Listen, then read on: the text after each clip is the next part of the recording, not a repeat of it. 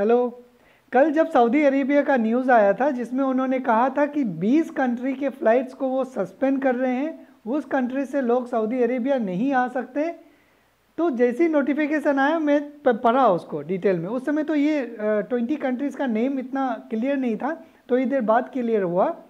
उससे पहले मैं कई लोगों से बात कर रहा था जो दुबई में थे, उन्होंने कोविड टेस्ट करवाया था, अपना रिपोर्ट दिए थे, मैं देखा था। जैसी रिपोर्ट आया मैं सोचा अरे ये क्या हो गया। वो तो अभी कल जाने का तैयारी कर रहे थे, अब पता नहीं क्या बीतेगा उनके ऊपर। मेरे दिमाग में भी यही सब घूमने लगा कि अगर मैं दुबई में होता मैं क्या करता, क्या मैं दूसरे कंट्री में जाता, वहाँ से ट्रैवल करने को सोचता, क्या मैं इंडिया आता तो क्या मेरे जो पैसे यहाँ लगाए हैं वो तो मुझे मिलते नहीं, क्या मैं और इंतज़ार करता जब तक फ़्लाइट खुल रहे होते। इंतज़ार किस हिसाब से करता, क्योंकि वो फ़्लाइट खुलने का डेट भी नहीं है। और कुछ लोग इंडिया वाले भी थे जो कांटेक्ट कर रहे थे मुझे, पहले बात हो रहे थे कि उनका वीज़ा हो गया है, टिकट हो गया, वो आने वाले हैं। मैं सोचता क्या पता वो अगर मैं एजेंट को अपने पैसे दे दिए तो एजेंट तो अभी पैसे नहीं देंगे क्योंकि उन्होंने भी कहीं लगा दिया है, मेरे पैसे तो सब चला जाएंगे। क्या मैं करता, अगर सस्पेंड हुआ भी है फ़्लाइट तो क्या मैं दुबई अभी भी आके ट्रैवल करता।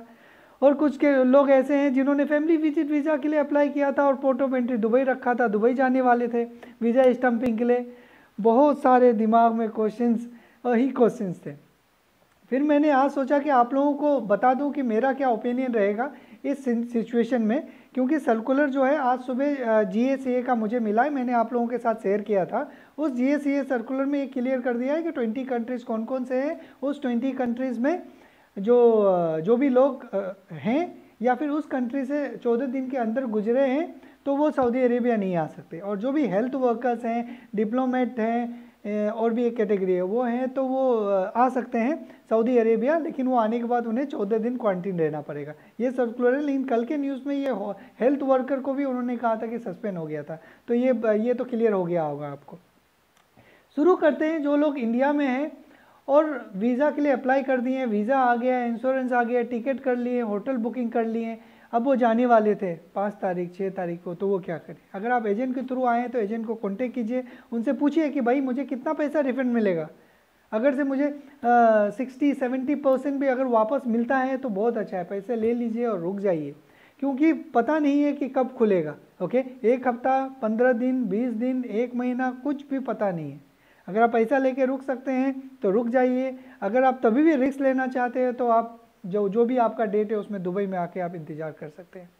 और कुछ लोग ऐसे हैं जो अपने फैमिली विजिट वीज़ा के लिए पोर्ट ऑफ एंट्री दुबई लगा के वीज़ा इशू करवा लिए हैं। अब सोच रहे थे कि मैं दुबई जाऊंगा, स्टाम्प करूंगा, उनके लिए भी बहुत बड़ा समस्या है। मैं उन लोगों को बोलूँगा कि आप ट्रैवल ही ना करें, क्योंकि आपके पास तो बस अब वीज़ा ही है ना, क्योंकि आपको पता है कि वहाँ पर सब कुछ बंद है, फ़्लाइट तो जा नहीं सकते, तो वहाँ जाके परेशान होने का ही बराबर है। लेकिन अभी बहुत अर्जेंट है, आपको जाना ही जाना है, तो फिर आप रिस्क ले सकते हैं, रुक सकते हैं वहाँ पे। अगर आपके पास कोई रिलेटिव्स है, फ्रेंड्स है, तो बहुत अच्छी बात है, क्योंकि होटल का मेजर कॉस्ट होता है, वो आप मतलब बचा सकते हैं। और अगर जो लोग नया अभी ट्राई कर रहे हैं कि मैं सऊदी अरेबिया आऊँ, तो अभी भी कुछ कंट्रीज़ हैं वहाँ से आप आ सकते हैं, जैसे कि Bangladesh, Nepal, Qatar, Oman, Kuwait, Bahrain. Okay, वहाँ से आप आ सकते हैं। कुछ लोग जिनका दुबई का वीज़ा रिजेक्ट हुए थे वो बहुत अपसेट थे कि अरे हमारे साथ ही इतना प्रॉब्लम क्यों होता है, क्यों मेरा वीज़ा रिजेक्ट हो गया, अब हम क्या करें। तो वो लोग वाया बहरीन और बांग्लादेश और ओमान के तरफ से 3-4 लोगों को जानता हूँ, वो इस रास्ते से आ रहे हैं। तो ये मानिए कि जो होता है अच्छे के लिए होता है। उस समय उनको लग रहा था बुरा, लेकिन अब उनको अच्छा लग रहा है कि भाई हमारा तो ये कंट्रीज़ बैन नहीं हुआ। तो चलिए, जो भी होता है अच्छे के लिए ही होता है, इसके ऊपर हमें स्ट्रॉन्ग बिलीव करना चाहिए कि कुछ ना कुछ अच्छा ही होना होगा फ्यूचर में। ठीक है, अब आप आना चाहते हैं तो वाया दुबई, और दुबई का नाम ही मत लीजिए, via Bahrain, Qatar, Oman, Kuwait से आप आ सकते हैं। मैंने इसके ऊपर भी वीडियो बनाए हैं, सारे डिटेल चेक कर लीजिएगा। अगर आना है तो आप आ सकते हैं। मोस्टली मैं रिकमेंड करूंगा बहरीन के थ्रू आ जाइए, क्योंकि बहरीन का विजिट वीज़ा अगर आप ऑनलाइन अप्लाई करेंगे तो वो नहीं लग रहा है, रिजेक्ट हो जा रहा है। लेकिन अगर आप ऑन अराइवल वीज़ा लेंगे, आपके सऊदी का अगर आपके पास वीज़ा है तो आपको मिल जाएगा ऑन अराइवल वीज़ा, और इंडिया अप्रूव्ड है, इंडियन सिटीजन को ऑन अराइवल वीज़ा मिल सकता है। ओके, अब बात करते हैं उन लोगों के बारे में जो अभी दुबई में हैं।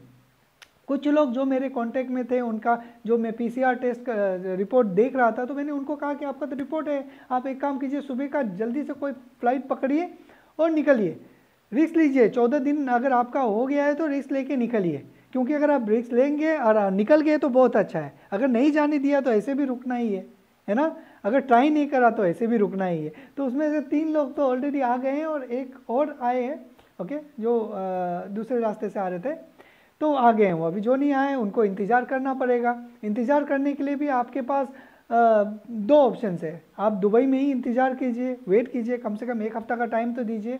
अगर आपके पास फाइनेंशियली स्टेबल हैं, पैसे हैं आपके पास, तो आप दूसरे कंट्री के भी वाया ट्रैवल कर सकते हैं। जैसे बहरीन का ऑन अराइवल वीज़ा है, ओके, वहाँ से आ सकते हैं। लेकिन एक फंडामेंटल कॉन्सेप्ट क्या बोलता है कि हमें ज़्यादा घबराना नहीं चाहिए इस सिचुएशन में।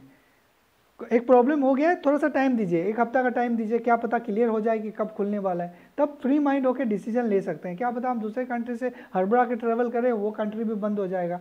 और एक बात, ओमान के थ्रू आप आने के लिए प्लान कर रहे हैं तो प्लीज़ अवॉइड कीजिए, क्योंकि ओमान गवर्नमेंट ने कल का न्यूज़ में पढ़ा था जिसमें ये बताया था कि गवर्नमेंट चेक कर रहा है कि हम लॉकडाउन लगाएं या ना लगाएं, क्योंकि मेजोरिटी उनके इस फेवर में है कि हम ना लगाएं। लेकिन क्या पता अगर फिर से ये असेसमेंट में आ गया कि लॉकडाउन लगाए तो आप भी फंस सकते हैं वहाँ पे, ओके। अब बात करते हैं फैमिली मेम्बर्स के जो इंडिया में हैं और उनका वीज़ा लगा हुआ है और वो कैसे आएँ। कोई ऑप्शन नहीं है, आप इंतज़ार कीजिए, इंडिया में हैं, अपने घर में हैं, अच्छे से रहिए, ठीक है। और जिनका अगर दुबई का वीज़ा लग गया है आप भी इंतज़ार कीजिए, और जिनका वीज़ा अभी नहीं लगा है, नया वीज़ा है, तो ये मुझे पता चला था कि 5 तारीख से मुंबई में वीज़ा स्टैंपिंग शुरू होगा और जो भी वीज़ा कैटेगरी है उसका लिस्ट मिलेगा। दिल्ली में एक एजेंट से बात हुआ तो वो तो बोल रहा है कि कब से वीज़ा स्टैंपिंग शुरू है, तो उसका डिटेल भी मेरे पास है। अगर आप लोग कोई भी ऐसा है तो मुझे मैसेज कर दीजिएगा, मैं भेज दूँगा आपको। कुछ 22,000 कुछ रुपये हैं, वो उनका वीज़ा फ़ीस है, बता रहे थे, ठीक है। तो आप उनसे बात कर सकते हैं। बाकी कुछ भी अगर सवाल आपको पूछना है वाया बहरीन आने के लिए, वाया ओमान आने के लिए, वाया नेपाल आने के लिए, वाया बांग्लादेश आने के लिए, तो आप मुझे कमेंट में लिख के बता सकते हैं। अगर आप मेरी तरह ही कोई हैं जो सऊदी में है या फिर इंडिया में है, इन सब झमेला से दूर, झमेला ही बोलूँगा इसको, तो आप प्लीज़ आपके जो भी लोग दुबई में फंसे हुए हैं उनको सपोर्ट कीजिए, उनको इनकरेज कीजिए, जो भी हो सके उस वे से मदद कीजिए, ठीक है।